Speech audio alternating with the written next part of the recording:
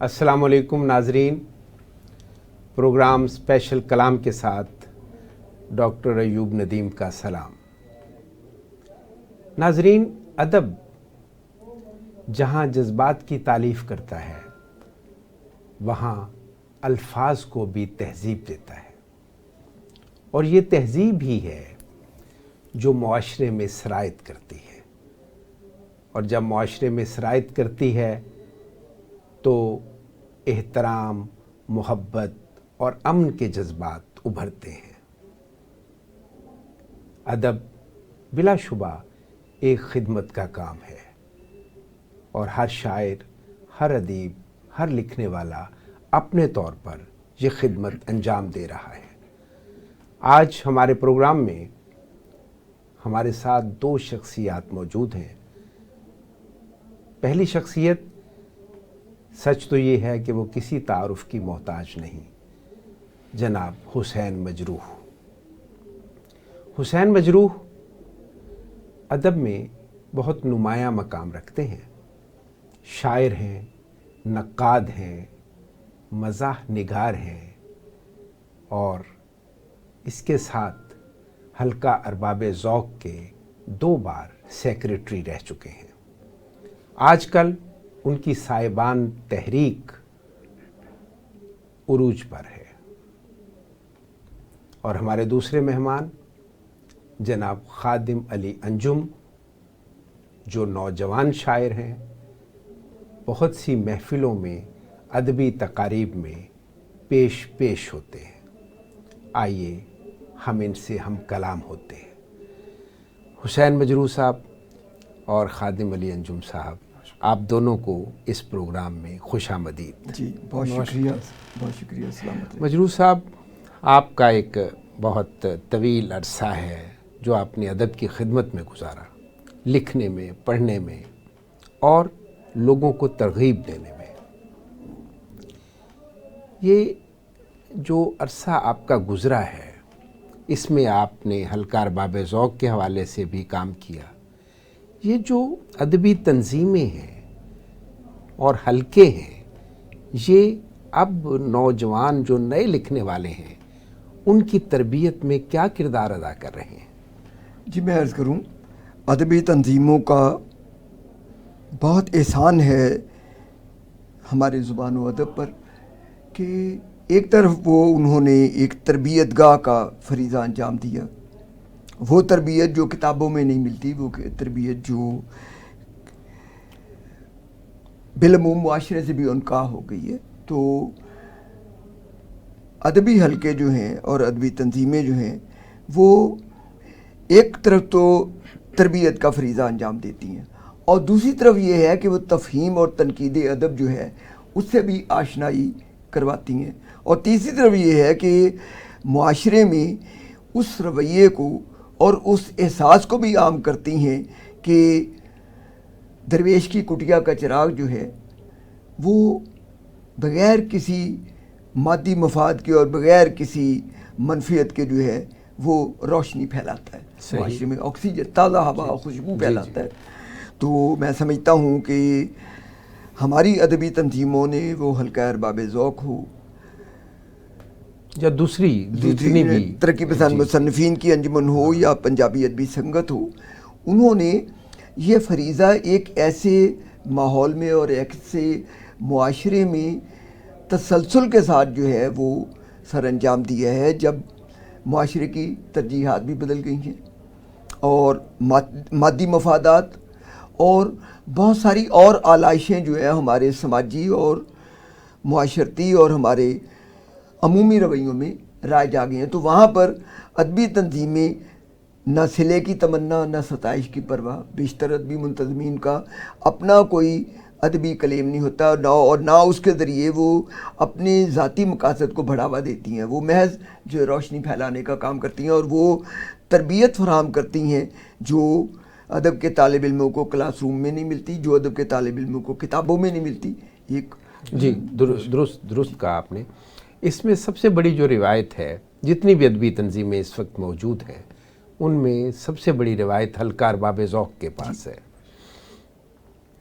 اس کا آغاز تنقید سے ہوا، اور سب سے پہلے جب تنقید کے لیے کہا گیا کہ کوئی اپنی تخلیق پیش کرے تو ہلکا ارباب ذوق کے سارے لوگ ہچکچا رہے تھے۔ ایسی صورت میں پھر جو صدا و صحرا کے شاعر ہیں یوسف ظفر، انہوں نے یہ حوصلہ کیا اور انہوں نے کہا کہ میں اپنی نظم تنقید کے لیے پیش کرتا ہوں۔ پھر تنقید کا ایک معیار بھی تھا کہ میرا جی کی نظم پر بھی تنقید ہوتی تھی اور اس میں سے بھی جو نقص تھے یا جو اس میں معائب ہوتے تھے ان کی نشاندہی کی جاتی تھی، خاص طور پہ عروض کے حوالے سے۔ کیا آج جو مجلسی تنقید ہے وہ اپنے فرائض پورے کر رہی ہے؟ جی میں عرض کروں، دیکھیں جس طرح ہمارے ہاں بہت ساری اور چیزوں میں ایک زوال کے آثار ہمیں نظر آتے ہیں، تو ہماری مجلسی تنقید جو ہے اور ہماری جو ادبی تنظیمیں ہیں ان میں بھی کہولت جو ہے وہ نمایاں ہے، اس لیے کہ ادبی تنظیمیں بھی جو ہے اپنے رویے بھی، اپنے معیارات بھی اور اپنی ترجیحات بھی ظاہر معاشرے سے لیتی ہیں، لیکن اس کے باوجود یہ دم غنیمت ہے جس دور کی آپ نے بات کی، تقسیم بر صغیر سے پہلے، ہلکا ارباب ذوق کے سامنے مجلسی تنقید کا کوئی بنا بنایا ماڈیول موجود نہیں تھا۔ یورپ میں اس طرح کی روایت موجود تھی کہ جہاں تنقیدی مجلسی ہوتی تھیں، لیکن ہماری اردو دنیا میں استاد شاگرد کا ادارہ تو تھا، لیکن مجلسی تنقید کا کوئی بنا بنایا ڈھانچہ یا سانچہ نہیں تھا۔ تو ظاہر ابتدا میں جو ہے وہ لوگوں کی کوئی انہیبیشن بھی تھی کہ بھئی یہ جو ہے کیا ہوگا، چونکہ کوئی سامنے نمونہ نہیں تھا، لیکن پھر جو ہے اگر خلوص پیش نظر ہو اور لگن ہو تو پھر مشکلیں آسان ہو جاتی ہیں۔ تو حلقے نے مجلسی تنقید کے معیارات اور اس کی روایات وہ حلقے نے خود ہی جو ہے وہ طے کی، اور اس میں حلقے کی خوش قسمتی یہ رہی کہ بہت ابتدا میں اس کا آغاز تو بزم داستان گویاں سے ہوا تھا، لیکن وہ بھی داستان گوئی تک نہیں رہے بلکہ پورے ادب کا ایک قرہ حلقہ بن گیا، اور اس کے ماماروں میں جو ہے وہ آپ نے یوسف ظفر صاحب کا نام لیا، اس کے ماماروں میں جو ہے وہ میرا جی جو ہے، میرا جی ہیں، قیوم نظر ہیں، نظر صاحب، پھر بعد میں سید امجد حسین ہیں، اور سید امجد حسین ہیں، کچھ اور لوگ بھی۔ تو بس ابتدا میں تو یہ ایک مل بیٹھ، حفیظ ہوشیار پوری ہیں، جی وہ بھی ہیں، جی بعد میں تو پھر ایک بہت بڑے لوگ ہیں جنہوں نے اس کی بنیاد رکھی، جی پورا ایک قافلہ، جی اور اس نے ظاہر ہے ایک تقریباً ایک صدی کی روایت ہے، تو اس ایک صدی کی روایت میں شاید دنیا کا کوئی نمایاں جو ہے تخلیق کار ہو جو اس کی حلقے نے تربیت نہ کی ہو، یا جو حلقے کے پلیٹ فارم سے جو ہے جس نے اپنا اعزاز نہ سمجھا وہ اپنی پیش کرنا۔ اور ان کے فوراً بعد انجم رومانی ہیں، مختار صدیقی ہیں، تو ہم اس بہانے انہیں یاد بھی کر رہے ہیں، ہم یاد بھی کر رہے ہیں، منٹو ہیں، راجندر سنگھ بیدی ہیں، مختار صدیقی ہیں، ناصر کاظمی ہیں، انتظار ناصر کاظمی بعد میں، جی پھر منیر نیازی، مطلب کون ہے جو حلقے کے جو ہے چشمہ فیض جو ہے اس سے فیض یاب بھی نہیں ہوا، اور اس نے اس فیض یابی کو لوٹایا نہیں ہے اپنی اگلی نسلوں تک کے لیے۔ انتظار حسین، مظفر علی سید، ڈاکٹر سہیل احمد خان، ان کو تو ہم نے خود ٹی ہاؤس ظہیر کاشمیری بیٹھے دیکھا، ظہیر کاشمیری، بالکل آپ نے بہت اچھا یاد دلایا صفدر میر کہ ایک ہی ہو گئے محمود و ایاز، یعنی ترقی پسند تحریک میں اور ہلکا ارباب ذوق میں کوئی فرق نہیں رہا تھا۔ دیکھیں ابتدا میں یہ فرق نظر آتا ہے، ہمیں 40 اور 50 کی دہائی میں لگتا یہ ہے کہ یہ دو متصادم، متوازی بھی نہیں، متصادم دھارے ہیں، اور دونوں کے رویوں میں انتہا پسندی بھی ہے، لیکن پھر یہ حلقے کی حرکیات ہیں، اور میں سمجھتا ہوں اس حلقے کا کریڈٹ ہے کہ حلقے نے رفتہ رفتہ جو ہے تمام فکری اور نظری دھاروں کو جو ہے وہ اپنے دامن میں سمجھا، اور اس کا سبب یہ ہے کہ حلقہ ذہنی اور فکری آزادی کا قائل تھا، جی بالکل، وہ پابند نہیں کرتا تھا۔ خادم علی انجم صاحب، جی سر، یہ جو فکری آزادی ہے اور یہ جو ذہنی آزادی ہے، اس سے آج کا نوجوان شاعر، نوجوان لکھنے والا کیا فائدہ اٹھا رہا ہے؟ بالکل سر، میرا خیال ہے کہ فائدہ اٹھایا جا رہا ہے، لیکن اس سے پہلے میں جو ایک سوال سر کیا تھا کہ جو محافل اب منعقد ہوتی ہیں تو اس میں جو تنقید کی جاتی ہے، تو میں اس پہ ایک لفظ میں ادا کرنا چاہوں گا بات، کہ کچھ جگہیں ایسی ہیں سر کہ جہاں صرف तनकीद बराए तनकीद शुरू कर दिया। तो यूँ सिखाने का जो सिलसिला असल में असातिज़ा कराम जैसे आप थे, जैसे दीगर असातिज़ा कराम थे पहले, तो वो वैसे नहीं नज़र आता अब। तो फ़िक्री जहाँ तक जहद का ताल्लुक़ है सर, वो बिल्कुल है और उससे मुस्तफ़ीद भी हो रहे हैं आज का जो शायर है या अदीब है।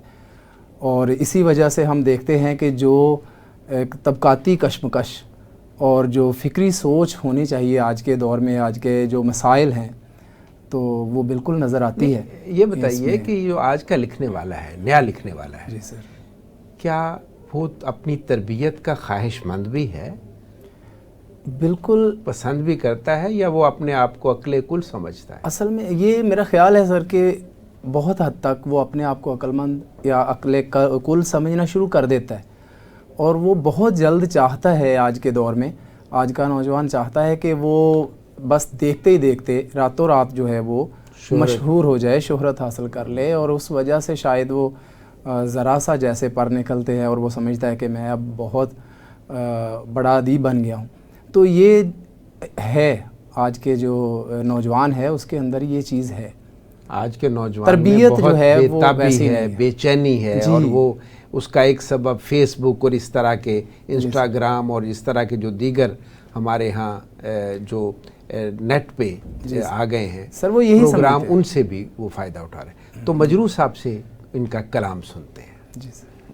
अच्छा, यहाँ मैं एक जुमले का इजाद करना चाहूँगा कि इन अदबी तंजीमों ने ख़ास तौर पर, क्योंकि अदबी तंजीमें दो तरह की हैं, एक वो हैं जो सिर्फ मुशायरेबाजी करती हैं और एक वो हैं जो बाकायदा मुकालमा। आपने बहुत अच्छा लफ्ज़ बोला, मुशायराबाजी, और एक वो हैं जो मुकालमे का मकसद ही सिर्फ इतना जो मुकालमे का अहतमाम। अब मुशायरा में है वो हमारी एक तहजीबी रवायत तो है, लेकिन मुशायरे से आप जो लौट के जाते हैं उसमें फिर आपका कोई जहनी कुशाद की सूरत नहीं होती। बिल्कुल। तो ये जो तनकीदी महफिलें हैं और जो तनकीदी महफिलों का अहतमाम करने वाली तंजीम है, वो एक और किरदार अदा कर रही हैं, और वो किरदार ये कि रवायती तौर पर हमारे यहाँ उस्ताद और शागिर्द का अदारा मौजूद था, यानी शायरी हो या नस्र हो, उस्ताद मौजूद हुआ करते थे जो तरबियत किया करते थे। अच्छा, अब उसकी जगह जो है ना, अब वो बावजूद जो है उस्ताद और शागिर्द का रवायती अदारा जो है वो तकरीबन मुनहदम हो गया। हाँ बिल्कुल, वो तो नहीं रहा। अदबी तंजीमों ने उस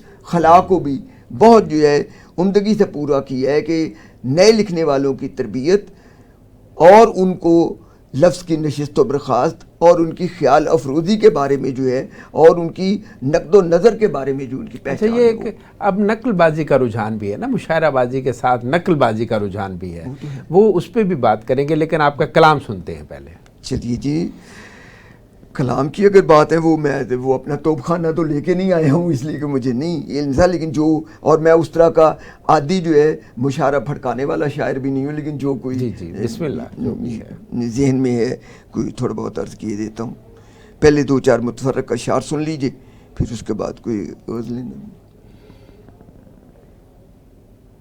वो कहते मुखलिसी है कि यारों की बज़्म से, वो कहते मुखलिसी है कि यारों की बज़्म से ग़ीबत निकाल दें तो फ़कत खामशी बचे। वाह वाह वाह वाह वाह वाह, वो ग़ीबत कहते निकाल मुखलिसी है कि यारों दें तो की बज़्म फ़कत से खामोशी ग़ीबत बचे। निकाल दें तो फ़कत खामशी बचे। वाह। और झूला पड़ा न छाँव में बैठा कोई फ़कीर, झूला पड़ा न छाँव में बैठा कोई फ़कीर, शीशम का पेड़ शहर में बेआबरू हुआ।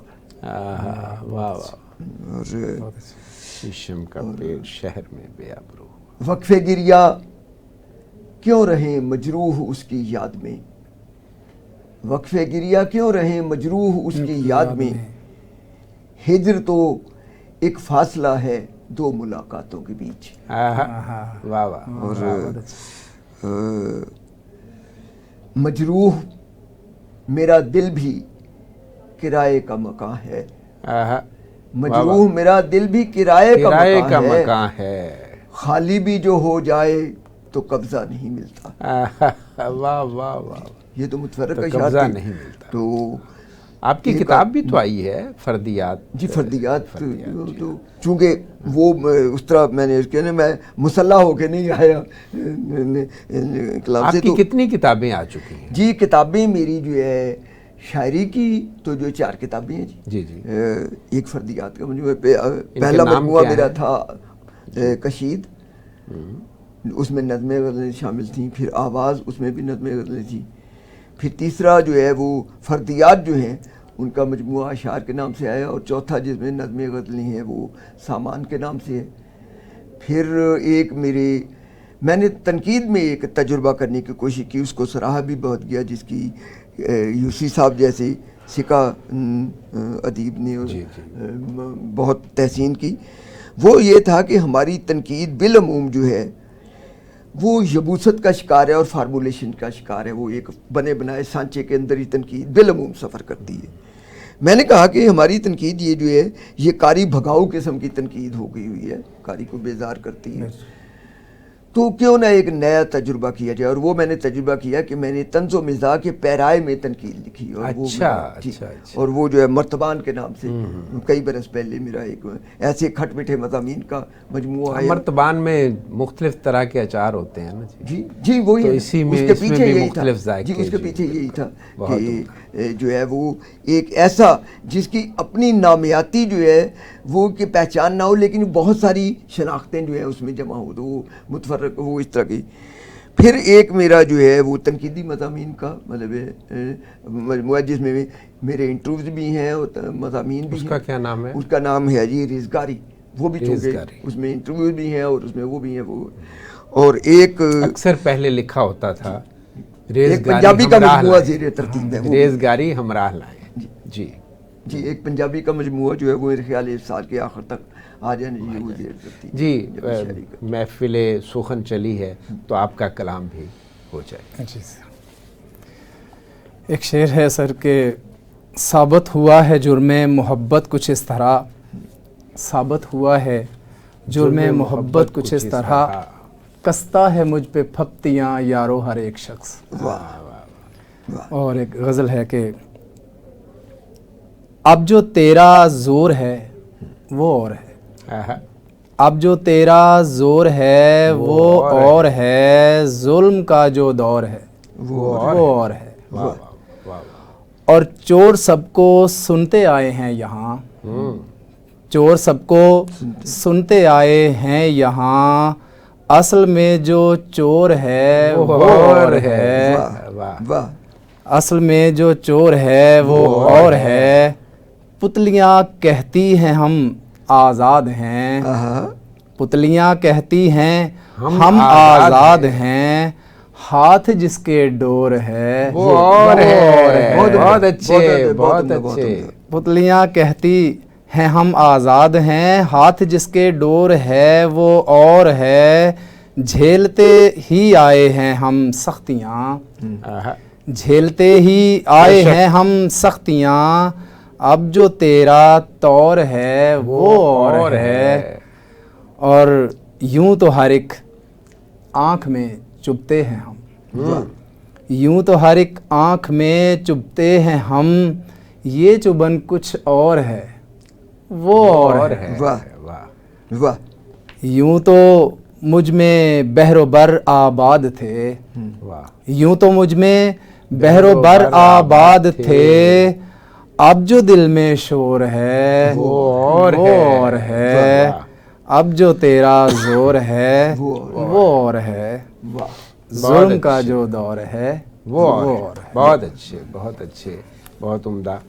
اچھا انجم صاحب آپ کی کتابیں بھی کچھ چھپی ہوئی ہیں. جی سر میری کا ذرا بتائیے کون کون سی کتابیں آپ کی؟ جی زمانہ طالب علمی میں پہلا شعری مجموعہ جس کا نام، طالب علم تو انسان تمام عمر رہتا ہے. جی وہ تو ابھی بھی ہے انشاءاللہ. جی جی. سب سے پہلا شعری مجموعہ سر محبت کس سے کرتا میں شاعری ہے اردو. اس کے بعد عہد عنایت جو ڈاکٹر عنایت علی بھٹی صاحب جو سائنس کالج وحدت روڈ میں ان کی بایوگرافی ہے. اور اس کے بعد ہے سر کڑوی حقیقت جو جس میں افسانے اچھا افسانے اور یادداشتیں ہیں. اور اس کے بعد ایک نظموں کی کتاب آئی جس کا عنوان ہے ایک بات سنو، اور ایک کتاب ہے اردو شاعری غزلیات ہیں، یہ ہے ایک بات کہوں. تو یوں 5 کتابیں آ چکی ہیں، اور ایک یہ ہے اور ایک بات کہوں. جی سر. حسین مجروح صاحب، آپ مدیر بھی رہے مختلف جرائد کے، اور آج کل آپ ایک صاحبان تحریک کے نام سے بھی کام کر رہے ہیں. اس کے حوالے سے کچھ بتائیے ہمارے ناظرین کو. یہ صاحبان تحریک جو ہے یہ کثیر الجہات تحریک ہے، بہت پھیلا ہوا ہے اس کا کام. اس کا موٹو یہ ہے کہ کتاب پڑھیں اور خرید کر پڑھیں. صحیح. اور اس کے لیے ہم عملی طور پر بھی وہ کر رہے ہیں. اور یہ تو بڑی اچھی بات ہے، کتاب تو خرید کر ہی پڑھنی چاہیے. جس معاشرے میں بھائی تہمت بھی مفت نہیں ملتی، وہاں پر کتاب جو ہے پتہ نہیں یہ جو ہے ہمارے مجروح صاحب، میں آپ کی بات میں اضافہ کر رہا ہوں کہ جتنی بے توقیر کتاب کو کیا جاتا ہے، جس قدر کہ وزٹنگ کارڈ بھی اس طرح سے نہیں لوگوں کو دیے جاتے جس طرح کتابیں جو ہیں بانٹی جاتی ہیں، تو مجھے خود یہ بہت اس پر افسوس ہوتا ہے. اس کے تحت اسباب ہیں. بات یہ کہ یہ عجب صنعت ہے کتاب کی صنعت، جس میں سبھی کماتے ہیں. صحیح. کیا کمپوزر، کیا جو ہے کاپی پیسٹر، کیا پریس مین، کیا جلد ساز، کیا ناشر، کیا دکاندار. گلا صرف ادیب کا کٹتا ہے. ایک تو وہ اپنا خون جگر جلائے، اور اس کے بعد جو ہے کمپوزر کو، پرنٹر کو، بائنڈر کو، سب کو پیسے ملتے ہیں. کاغذ کا جو کاغذ والے کو، بیچنے والے کو. جی. تو دیکھیں کیسا طرفہ تماشا ہے کہ ایک طرف تو شاعر ادیب جو ہے وہ اپنا خون جگر جلائے، اور اس کے بعد جو ہے وہ کتاب چھاپنے کے لیے بیوی کا زیور بیچے، دوستوں سے قرض پکڑے. کتاب چھپوانے کی ایک للک تو ہوتی ہے، اور کتاب جب چھپ جائے تو وہ ناشر جو منافع سمیت جو ہے وہ اپنا سارا بن پورا کر لیتا ہے، وہ کتاب کی نکاسی کی ذمہ داری نہیں لیتا. کتاب فروش جو ہے وہ بھی سنجیدہ کتاب کے بارے میں 100 نخرے کر کے اگر کتاب رکھ بھی لے احسان چڑھا کے، اس کی فروخت کا کبھی حساب نہیں دیتا. یہ تو اس کا ایک پہلو ہے. دوسرا اس کا پہلو یہ ہے کہ ہمارے ہاں ادیبوں میں بھی اور شاعروں میں بالخصوص ہر قیمت پر کتاب لانے کا جو ہڑاک ہے، اس نے بھی مطلب اس کو متاثر کیا، معیار کے اعتبار سے بھی، رفتار کے اعتبار سے بھی. اب دیکھیں کتنے ایسے بالخصوص شعری مجموعے جو ہیں وہ آتے ہیں جو چھپنے سے پہلے ہی جو ہے وہ مطلب فٹ پاتھوں کی زینت بن جاتے ہیں، یا جن کا جو ہے مطلب چھپنا جو ہے وہ تو ایک شاعر کے لیے ایک نفسیاتی اطمینان کا باعث ہوتا ہوگا، لیکن وہ کوئی ادبی طور پر اس فضا میں بہتے ہوئے سخن کے پانی میں اپنا کوئی خاص حصہ نہیں ڈالتا. اچھا مجروح صاحب، ایک تو وہ لوگ ہیں نا جو اپنی کتاب خود پیسے لگا کر چھپواتے ہیں وغیرہ. ایک وہ لوگ ہیں جو باقاعدہ ایک معاہدے کے تحت کتاب چھپواتے ہیں. ان کی کتاب چھپتی ہے، پبلشر اس کی ذمہ داری بھی لیتا ہے، کتاب بکتی بھی ہے، لیکن پبلشر اسے پیسے نہیں دیتا. جی میں کروں رائلٹی نہیں دیتا. کیا اس کے حوالے سے بھی کوئی صاحبان تحریک کوئی قدم اگر آپ مجھے ذرا تھوڑا سا موقع دیں تو صاحبان کے جو ابھی تک جو ہمارے مقاصد تو بہت ہیں، چیدہ مقاصد جو ہے نا، وقت کی کمی کے باعث ذرا چیدہ مقاصد. کتاب کلچر کے فروغ کے لیے صاحبان تحریک نے 3 ماڈیول بنائے ہیں. ایک یہ کہ جو مرحوم ادیب اپنے قابل قدر مسودے چھوڑ کر دنیا سے رخصت ہو گئے ہیں، ہم ان کے ورثاء سے مسودے لے کے ہم اب تک 4-5 کتابیں چھاپ چکے ہیں، لیکن صرف معیاری. دوسری یہ کہ جو کتاب چھپوا نہیں سکتے ان کی ہم کتاب چھپوانے میں اعانت کرتے ہیں، مطلب یا کاغذ دلوانے کی ٹھیک ہو گیا. اور تیسرا یہ کہ جو بالکل ہی مفلوق الحال ادیب ہیں لیکن ان کے مسودے قابل قدر ہیں اور اس میں کوئی ہے، وہ ہم اپنے وسائل سے جو ہے ان کی اشاعت کا ذمہ داری لیتے ہیں. یہ تینوں. اور اس میں ایک اور بات ہے، صاحبان کے بہت پھیلے ہوئے مقاصد ہیں اور ان میں ہم کام بھی کر رہے ہیں، ادیبوں کی فلاح و بہبود کے بھی. دوسرے، ہم سرکار دربار سے ایک ڈھیلے کے روادار نہیں ہیں. ہم نے یہ سمجھتے ہیں کہ ایک طرح کا ایک ادبی جو ہے وہ کمیون ہے. اب اس میں ایک اور کام جو میں سمجھتا ہوں میرے لیے اگر توشہ آخرت ہوگا وہ یہ کہ قدرت نے توفیق دی صاحبان تحریک کے تحت بہت بیوروکریسی سے اور باقی جو ہیں رکاوٹیں انہیں عبور کر کے لڑا کے 40 سال سے بدم ادب اور لائبریری پیریڈ کا سلسلے منقطع تھا اسکولوں کالجوں میں. نہ جانے کیوں، حالانکہ اس میں کوئی مالی جو ہے خرچہ نہیں آتا. اچھا وہ مجروح صاحب یہ سلسلہ تو ابھی بھی موجود ہے. جی میں عرض کروں، اور اس کے بارے میں جو بیوروکریسی ہے وہ صرف طفل تسلیاں دیتی ہے اور اس پہ عمل میں عرض کروں کہ گزشتہ برس جو ہے وہ جو کامیابی ہمیں ملی پنجاب بھر کے اسکولوں کالجوں میں سرکاری نوٹیفیکیشن کے ذریعے ہم نے بدم ادب کو اور ہم نے لائبریری پیریڈ کو ٹائم ٹیبل کا حصہ بنوایا. اور ہمارے اتنے وسائل نہیں ہیں، ہم کہیں کہیں جا کے جستا چیک کرتے ہیں جہاں نہ ہو. جی بہت جی بالکل صحیح. اور پھر ہم جو ہے وہاں ایک بدم ادب کو کامیاب کرنے کے لیے ایک اور طریقہ کرتے ہیں کہ جو کتابیں ہم چھاپتے ہیں یا ادیبوں سے خریدتے ہیں، ہم ناشرین سے نہیں خریدتے تاکہ ادیب کی کچھ استعانت ہو جائے. وہ کتابیں طالب علم کی ذہنی استعداد کے مطابق اور کچھ بازار سے خرید کے ہم بدم ادب میں طالب علموں کو مفت پیش کرتے ہیں، اس شرط کے ساتھ کہ اگلی بدم ادب میں جو کتاب دی جائے گی اس کے اوپر ٹوٹا پھوٹا وہ اظہار خیال کرے تاکہ کتابیں جڑت ہو ان کی. انجم صاحب تھوڑی سی گفتگو بہت اہم ہو گئی ہے، کچھ کلام سنائیے آپ. جی سر، ایک غزل پیش خدمت ہے سر کہ تجھے آزمانے کو جی چاہتا ہے، تجھے آزمانے کو جی چاہتا ہے، کبھی روٹھ جانے کو جی چاہتا ہے. کبھی جی یہ چاہے کہ پہرو میں روؤں، کبھی جی یہ چاہے کہ پہرو میں روؤں، کبھی مسکرانے کو جی چاہتا ہے. کبھی سوچتا ہوں کہ چھوڑوں یہ دنیا، کبھی سوچتا ہوں کہ چھوڑوں یہ دنیا، کبھی ٹھہر جانے کو جی چاہتا ہے. اور کبھی سوچتا ہوں تجھے بھول جاؤں، کبھی سوچتا ہوں تجھے بھول جاؤں، کبھی ناز اٹھانے کو جی چاہتا ہے. کبھی سوچتا ہوں کہ زندہ رہوں میں، کبھی سوچتا ہوں کہ زندہ رہوں میں، کبھی مر ہی جانے کو جی چاہتا ہے. اور آخری شعر ہے اس کا کہ کبھی چھوڑ دیتا ہوں انجم کو روتا. مکتا ہے جی مکتا ہے. اب کبھی چھوڑ دیتا ہوں انجم کو روتا، کبھی چپ کرانے کو جی چاہتا ہے، تجھے آزمانے کو جی چاہتا. اچھا انجم صاحب، آج کل ایک شاعری کی ایک ویو ہے، ایک لہر ہے. جی سر. بہت اس میں لڑکے لڑکیاں اس کو بہت پسند کرتے ہیں اور اس میں بہت ایک غیر اخلاقی سے پہلو بھی ہیں، یعنی سلیقے سے بات کرنے کا ہنر نہیں ہے. جی سر بالکل.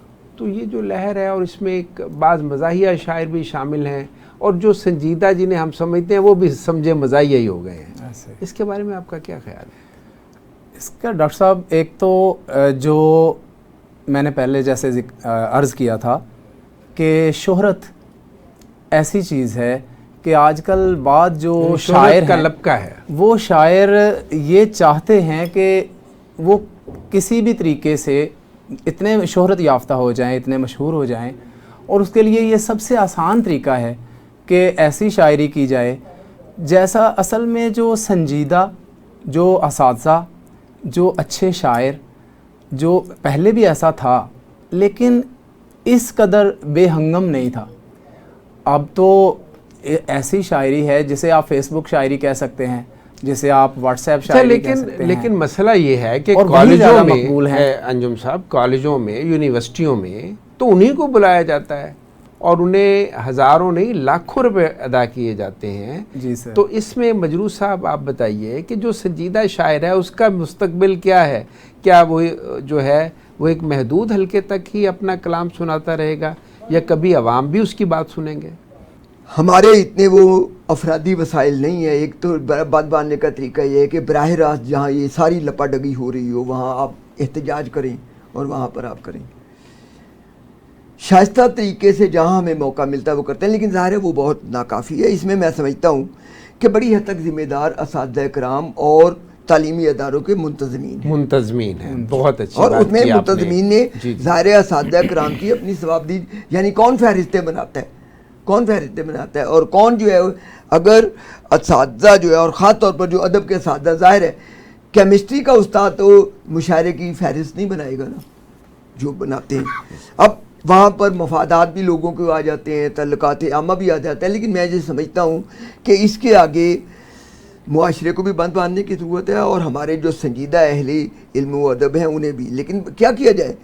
لفافے میں کچھ کشش ایسی ہے کہ ہم نے ایسے بھی دیکھے ہیں کہ جہاں پھکڑ پن کی شاعری ہو رہی ہوتی ہے اور اس کے پیچھے گھنگھلیاں ڈال کے بہت سینئر اور بہت مستند شعراء بھی بیٹھے ہوتے ہیں، اور کئی تو جو ہے وہ ان کو ہلا شیری بھی دے رہے ہوتے ہیں. کیا اس میں کچھ سرکار کی ذمہ داری بھی ہے؟ جی بالکل ہے. دیکھیں میں عرض کروں، لیکن میرا خیال یہ ہے کہ سرکار دربار جو ہے وہ تو چاہتے ہی نہیں ہے کہ یہاں سنجیدہ فکر جو ہے وہ پروان چڑھے. بہت اچھی بات کی. اچھا جملہ ہے. ان کے مفاد میں یہ ہے کہ لوگ جو ہے سستی تفریح کی طرف رہیں، اس لیے کہ سنجیدہ شاعری ہو، سنجیدہ ادب ہو.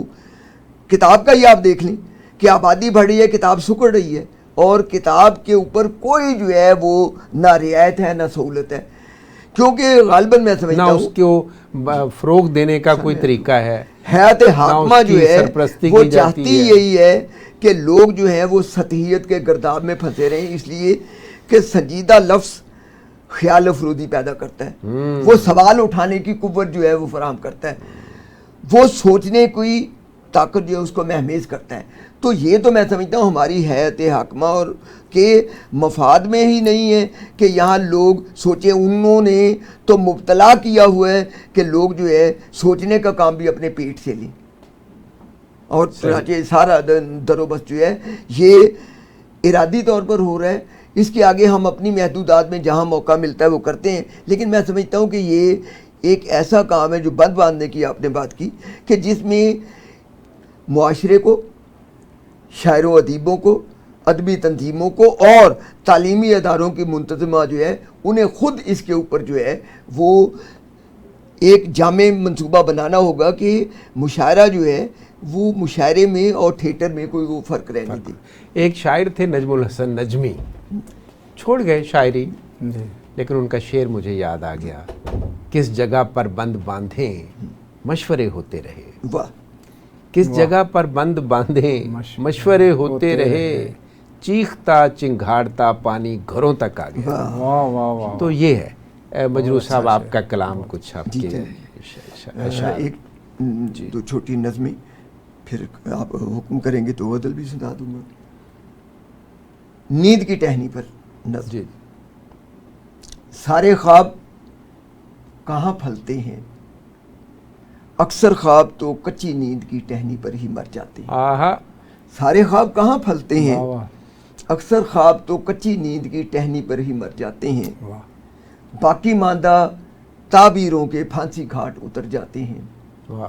تھوڑے سے جو بچ رہتے ہیں دنیا کی ناشکری آنکھ میں تازہ جگنو بھر جاتے ہیں. تھوڑے سے جو بچ رہتے ہیں دنیا کی ناشکری آنکھ میں تازہ جگنو بھر جاتے ہیں. لیکن دنیا پیتل پر سونے کا رنگ چڑھاتی دنیا، لیکن دنیا پیتل پر سونے کا رنگ چڑھاتی دنیا خوابوں سے گھبرا جاتی ہے، جگنو بیچ کے کھا جاتی ہے. جگنو بیچ کے کھا جاتی ہے. یہ جو منظرنامہ آج کل جی یہی منظرنامہ حسب حال ہے. خوابوں سے ہم آنکھ چرانے لگے ہیں اور اپنے جگنوؤں کو جو ہے ہم جو ہے بیچ کے. جی. اور جی ایک اسی طرح کی چھوٹی سی اور نظم، مرجینہ کی واپسی، اس کو بھی منطبق کر لیجئے جو صورتحال ہو رہی. نئے بغداد کی بے آرزو گلیوں میں پہرے دار چوکس ہیں. نئے بغداد کی بے آرزو گلیوں میں پہرے دار چوکس ہیں. ہوا خاموش ہے اور دودیا بے سودیا شمیں فراق صبح میں ایسے پگھلتی ہیں کہ شبزادوں کو اندازہ نہیں ہوتا. ہوا خاموش ہے اور دودیا بے سودیا شمیں فراق صبح میں ایسے پگھلتی ہیں کہ شبزادوں کو اندازہ نہیں ہوتا، فصیلیں ڈھہ گئیں کب سے، فصیلیں ڈھہ گئیں کب سے کہ اپنے آپ سے بیزار شہروں میں سوائے چور دروازوں کے دروازہ نہیں ہوتا۔ بہت اچھا۔ فصیلیں ڈھہ گئیں کب سے کہ اپنے آپ سے بیزار شہروں میں سوائے چور دروازوں کے دروازہ نہیں ہوتا۔ نئے بغداد کے بے شاخ رستے میں علی بابا کا مسکن ہے، واہ جہاں حلیے بدل کر مہرباں مہمان آئے ہیں۔ واہ واہ نئے بغداد کے بے شاخ رستے میں علی بابا کا مسکن ہے، جہاں حلیے بدل کر مہرباں مہمان آئے ہیں۔ فضا میں خوف طاری ہے، پذیرائی کی شادابی سے مالا مال مرجینا، فنا فی الحال مرجینا واہ واہ کا رقص مرگ جاری ہے، نہ جانے کس کی باری ہے۔ واہ واہ واہ واہ، بہت اچھے، بہت مزہ آ رہا تھا آپ کی نظموں کا، اور بہت لطف آیا خادم علی انجم صاحب کی شاعری کا۔ فکر ایک ایسا منہ زور دریا ہے، آپ اس کے راستے میں کتنے ہی بند باندھ لیں یہ رکتا نہیں ہے۔ جناب حسین مجروح اور جناب خادم علی انجم کے شکریہ کے ساتھ اسپیشل کلام کے میزبان ڈاکٹر ایوب ندیم کو آج کے پروگرام سے اجازت دیجیے۔ اللہ حافظ۔